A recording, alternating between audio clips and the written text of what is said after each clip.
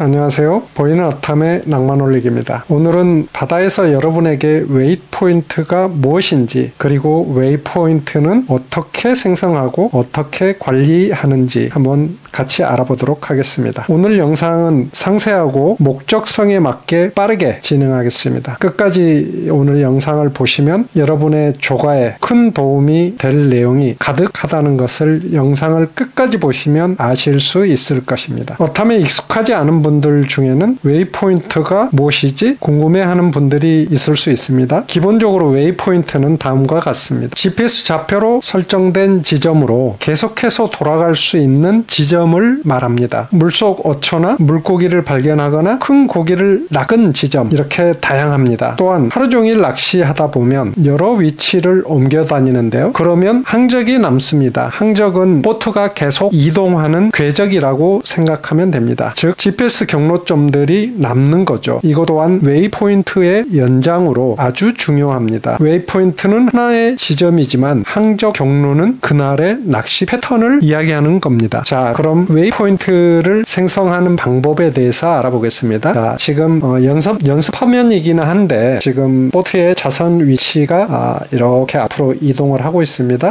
가령 해도에서 이 지점에서 고기를 잡았다든지 아니면 어떤 이유로 다시 돌아가고 싶은 지점으로 판단이 되면 오른쪽에 깃발 모양 단추를 한번 누르면 이렇게 자선 위치에 새 목적지를 하고 심벌을 기호를 선택할 수 있게 되어 있습니다. 자, 근데 보통 기호를 선택하다 보면 이렇게 단 모양이나 아니면 이렇게 조그만한 심벌을 선택할 경우 여러 웨이포인트와 섞여 있게 되면 가시성이 많이 떨어집니다. 그러면 웨이포인트는 최근에 한 거일수록 가시성이 잘 되는 게 좋습니다. 그래야 계속 웨이포인트를 생성할 때마다 나의 어떤 물정 느낌이라든지 아니면은 새롭게 웨이포인트를 생성하는 능력치가 상승을 하기 때문에 최근에 생성된 웨이포인트일수록 더 유효한 포인트가 되기가 쉽습니다. 그래서 저 같은 경우는 웨이포인트의 기호를 선택할 때 빨간색 이렇게 하트 아니면 스톱 아니면 이렇게 빨간색 아니면 성조기 이런 것들이 굉장히 그 가시성이 다른 이런 일반 빨간 파란 원에 이렇게 파란색이 칠해진 이런 거가 가장 일반적이긴 한데 이런 거보다는 대부분이 이 위에 원 다이아몬드 X 이런 걸로 표시가 되기 때문에 이렇게 붉은색 열십자라든지 아니면 스톱 아니면 이렇게 슬래시만 그려진 사각형 하트 모양 성조기 이런 것들이 다른 웨이포인트 중보다 가시성이 좋습니다. 그래서 저 같은 경우는 하트나 아니면 이런 표시 또 자주 사용을 합니다. 자, 그러면 이렇게 지금 두 개를 자선 위치 보트 자선이라는 거는 보트가 지금 위치한 좌표를 자선이라고 하는데요. 자선에 바로 이렇게 찍을 수도 있고요. 그 다음에 이제 다음 두 번째는 지도에 어느 지점을 웨이포인트로 만들고 싶으면 이렇게 헤더를 보고 수중 둔거선을 보면 이곳으로 내가 다시 가서 낚시를 하고 싶다. 그러면 이렇게 커서로 선택을 한 다음에 다시 깃발을 클릭하면 커서 위치의 새 목적지 이번에는 스톱으로 해보겠습니다. 이렇게 되면 지금 1102라는 그리고 지금 커서를 이렇게 선택하고 1102 심볼이 스톱으로 했는데 그 다음 게 선택이 돼버렸네요. 자, 이렇게 됐고요. 그 다음에 커서 삭제하면 위치로 자선 위치로 돌아가고요. 그 다음에 우리가 낚시를 하다 보면 빠르게 이렇게 기호 같은 거는 티피컬하게 정해놓고 빠르게 웨이포인트를 낚시 중에 하고 싶을 경우가 있습니다. 그러면 깃발 모양을 빠르게 두 번 더블 클릭을 하면 이 기호 선택 창이 뜨지 않고 바로 웨이포인트가 생성이 되게 됩니다. 이 기능도 알고 계시면 좋고요. 그 다음에 이제 우리가 어탐에서 12인치 이상의 어탐을 사용하고 계시면 단축키가 있는데요. 단축키에다 웨이포인트를 저장하면 더 빠르게 선택을 할 수 있는데 페이지 버튼 홈 화면에 들어가서 시스템의 단축키 선택을 하시면요. 저 같은 경우는 지금 지금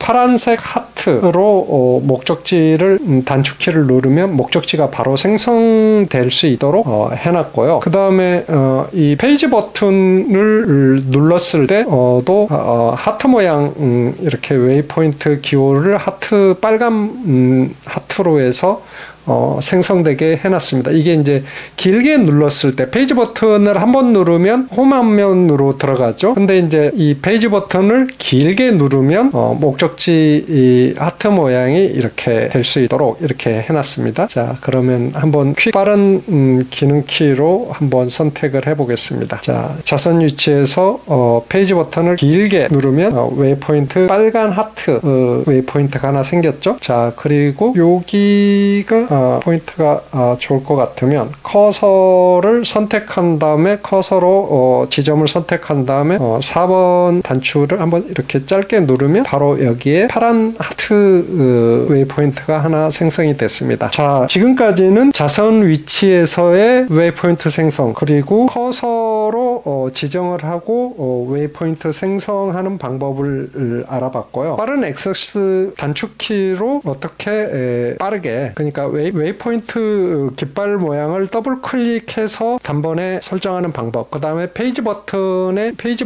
길게 눌러서 웨이포인트가 생성될 수 있게 단축키로 설정을 했고요. 그 다음에 단축키 4개 중에 가장 밑에 4번을 짧게 눌러도 웨이포인트가 생성되게 그렇게 했습니다. 파란 웨이포인트가 하나 발생을 했죠. 자, 여기까지는 웨이포인트를 생성하는 가장 기본적인 거고요. 그러면 지금부터는 유효한 웨이포인트를 제가 이제 포팅을 하면서 하는 방식에 대해서 한번 말씀을 드려보겠습니다. 자, 우리가 웨이포인트를 생성을 하면 정확하게 그 위치가 어딘지 지도상에서만 자선 위치나 커서를 가지고 하는 것보다 더 정확한 위치를 알기 위해서는 이렇게 2D 화면에 이런 위치가 바로 발견이 되면 이 2D 이미지에서 바로 해당되는 위치를 클릭해서 웨이포인트를 생성하거나 아니면은 더 구체적으로 좌우 위치까지 보려면 확인하려면 이렇게 여기쯤에서 고기가 나오겠구나 하면 그 위치를 두고 웨이포인트를 하나 여기에 생성을 하면 지금 생겼죠? 여기에 찍고 웨이포인트 여기 하나 찍혔죠?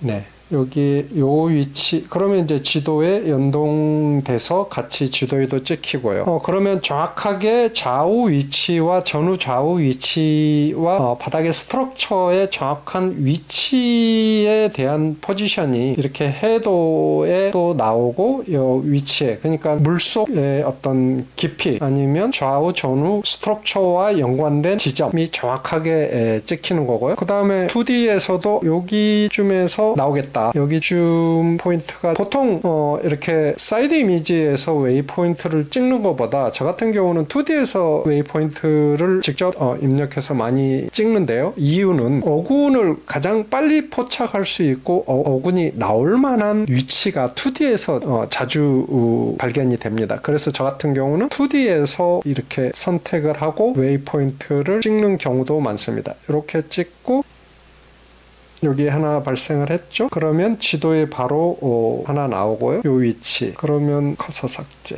이렇게 근데 이제 지금은 시뮬레이션 모드라 사실은 이 지도 위치하고 이 다운스캔이나 2D 사이드 이미지의 포지션이 무작위로 지금 찍히고 있는데요. 실제로 포팅을 하면서 사이드 이미지에서 이렇게 클릭을 하거나 2D에서 클릭을 하면 이 이미지의 위치들이 정확하게 서로 매칭이 돼서 2D의 위치 여기면 사이드 이미지 어디다 이게 명확하게 같이 연동이 되기 때문에 이렇게 하시면 되고요. 오늘은 웨이포인트를 등고선을 이렇게 조밀 등고선을 보고 등고선을 어떻게 분석을 하는지 제가 한번 오늘 제일 중요한 내용이 될 수도 있습니다. 자, 여기에 5초 단지가 이렇게 이렇게 있습니다. 자, 그러면 5초 단지에서 어디가 핫한 포인트일까를 선택할 때 가장 중요한 것은 물의 흐름입니다. 날물일 때는 물이 위에서 이렇게 북쪽에서 남쪽으로 이렇게 흐르죠. 들물에서는 남쪽에서 북쪽으로 이렇게 흐릅니다. 자, 그러면 어군이라는 거는 이 어초 단지에 분포해는 어떤 어초에 북박이 고기도 있지만 대부분은 그 북박이 고기들도 이 물에 이 어초 단지로 유입되는 물이 어디에서 유입되고 그 다음에 이런 고기들은 항상 이동을 할 때 일정한 수심대를 가지고 있고요. 또 그런 이론도 있고 그 다음에 많은 물이 이동할 때 유입되는 위치가 어디인지 그리고 날물일 때는 이쪽에 있는 어초들 위에서부터 일렬의 어초에서부터 이렇게 고기가 포진하기가 쉽고요. 들물이면 물이 이렇게 위로 가니까 이쪽이 우선적으로 포지셔닝 하기가 좋습니다. 자, 저라면 북쪽에서 남쪽으로 흐르는 날물이었을 때 가장 가보고 싶은 위치는 2호초 그리고 2호초 이렇게 두 군데 정도의 호초가 가장 날물이었을 때 여기를 가장 먼저 가보고 싶습니다. 그리고 이런 어초 단지를 공략할 때는 원칙이 있는데요. 이렇게 연안에서 가장 가까운 열이 물이 가장 빨리 약해집니다. 그러면 어초 낚시는 물이 빠르면 공략하기가 굉장히 힘들죠. 그러면은 이 물돌이 타임이라 물이 멈추는 그런 타임을 정확하게 언제인지 이렇게 물대표를 보고 예측을 하지만 그 물대표처럼 예측한 대로 이루어지지 않습니다. 그렇게 되면 저 같은 경우는 그 시간을 미리 파악해서 물돌이 타임이 언제쯤 간조나 만조가 언젠지 예측하고 그 이전에 물이 죽지 않을 때부터 낚시를 시작해서 이렇게 물이 죽어 나가면 수심 깊은 곳으로 연안에서 조금 거리가 있는 곳으로 점차적으로 이동을 하면서 낚시를 하는데 그럼 이쪽에서 날물일 경우 지금 날물일 경우는 여기서부터 시작을 해서 이렇게 가서 여기가 가장 핫한 어초가 될 거예요. 고기들이 많은 물을 타고 이렇게 이 콘타에 이렇게 등구선이 어둡게 되고 조밀해지면 그쪽 경사가 심한 거는 여러분도 알고 계시죠? 그러면 고기들이 이렇게 이 넓은 데를 타고 오다가 이렇게 넘어오기가 가장 쉬워요. 고기들이 이렇게 이거를 타고 오다가 이렇게 돌아서 요리 갈 확률보다 이렇게 와서 이렇게 넘어가면서 이 어초 이 두 번째 어초 제가 보기에는 가장 실망을 주지 않을 수 있는 포인트 같고요. 그 다음에 우선순위를 둬야 될 포인트는 이 두 개 정도 포인트 이렇게 타고 이렇게 돌아서 이렇게 들어갈 가능성도 있어요. 요리 바로 넘어가는 애들도 있고 이렇게 들어와서 이렇게 그러면 지금 여기에 보면은 깃발 모양의 포인트도 하나 있고 파란색 둥그런 원의 포인트도 있죠. 제가 찍은 건 아닌데요. 분명히 이 어초가 고기들이 많이 나온 어초일 거고요. 그 다음에 웨이 포인트를 분석하다 보면 지금 하나씩만 찍혀 있는 이 웨이 포인트가 있고 유독 이 라인에 물이 날물에 이렇게 타고 오면서 같은 수심층에 있는 이 어초에 웨이포인트가 3개가 찍혀 있죠. 그 다음에 여기 2개 찍혀 있고요. 자, 그러면 여기는 이렇게 타고 올라오는 여기는 여기보다 이 웨이포인트만 보고 분석을 했을 때 2호초, 2호초, 2호초가 굉장히 핫한 포인트라는 거를 알려줍니다. 그리고 이제 들물이었을 때 물이 남쪽에서 북쪽으로 이렇게 흐르죠. 자, 그러면 여기서 가장 좋은 포인트로 생각을 하는 건 저는 또 시작은 이쪽 이렇게 명 포인트보다는 좀 덜 할 수 있지만 저는 항상 낚시를 할 때 이렇게 연안 쪽에 가까운 쪽에서 핫한 포인트를 점진적으로 이렇게 공략할 수밖에 없는 상황이기 때문에 연안 쪽에 붙어서 억지로 낚시를 할 때는 그래도 이제 들물에는 물이 들물에 유입되는 이 어초 단지로 유입되는 이 첫 라인을 굉장히 중요한데 그러면 저라면은 여기서부터 안에서부터 이렇게 물이 죽어가는 타임을 보고 이 핫한 구간으로 이동을 할 것 같습니다. 제가 보기에는 어초 단지 같은 경우는 같은 수심층을 굉장히 정확하게 파악을 하셔야 되는데요. 제가 보기에는 여기에서는 이렇게가 아주 핫한 수심층의 어초로 판단이 돼요. 그리고 이렇게 어초 단지를 형성하다 보면 연안 쪽에는 작은 무더기들을 뿌려놓거나 아니면 낮은 어초가 이렇게 깔려 있고요. 중간쯤 보면 아마 요 근처 어초들은 무너지거나 아니면 파손돼서 약간 흩어져 있는 그런 유형의 어초들이 있을 확률이 많고요. 이 바깥쪽으로 이렇게 가다 보면 이 어초 단지는 약간 수심하고 매칭이 보통 보면은 이 연안 쪽에서부터 점점 어초는 연안에 가까우면 무더기로 작은 어초를 깔아놓고요. 그 다음에 밖으로 나갈수록 독립어초, 큰 어초를 깔아놓습니다. 제가 보기에는 이 열 정도는 굉장히 독립어초고 큰 어초일 가능성이 많습니다. 들모래는 어초 단지에 유입되는 물골, 그리고 지금 이 지점도 굉장히 핫한 포인트인데 이 세력이 들물을 타고 요리 유입이 되면 들물에서는 이 포인트가 핫하게 낚시가 될 수 있다. 그거를 그러니까 이런 어초 단지를 공략을 할 때 들물이냐 날물이냐에 따라서 여러분들도 어떻게 낚시를 해야 될지 그런 거를 생각을 하면서 낚시를 하면 재미있을 겁니다. 자, 그리고 오늘은 이제 웨이포인트에 대한 이야기이기 때문에 웨이포인트를 마무리해 봐야 되겠죠? 자, 웨이포인트가 왜 항적이 왜 중요하나? 항적도 웨이포인트와 비슷하게 그날의 낚시 패턴을 말을 해줍니다. 자, 이 까만 선을 한번 생각을 해볼까요? 낚시를 연안 쪽에서 가깝게 이렇게 날물에 이쪽에서 시작을 해서 이렇게 가다가 끝에까지 갔다가 다시 들어오면서 이렇게 패턴을 다음에 가면 그 한 뭐 2, 3주나 한 달 후에 또 똑같은 위치로 낚시를 가게 되면 이전의 상황들이 리얼하게 생각이 잘 안 날 때가 많습니다. 그러면 이 항적을 보고 그래서 그 가장 좋은 방법은 항적을 낚시 갈 때마다 갱신하는 게 가장 좋습니다. 그래서 날짜별로 파일 이름을 해서 몇 년도 몇 월 몇 일 갔던 항적이다 이렇게 표시해 놓고,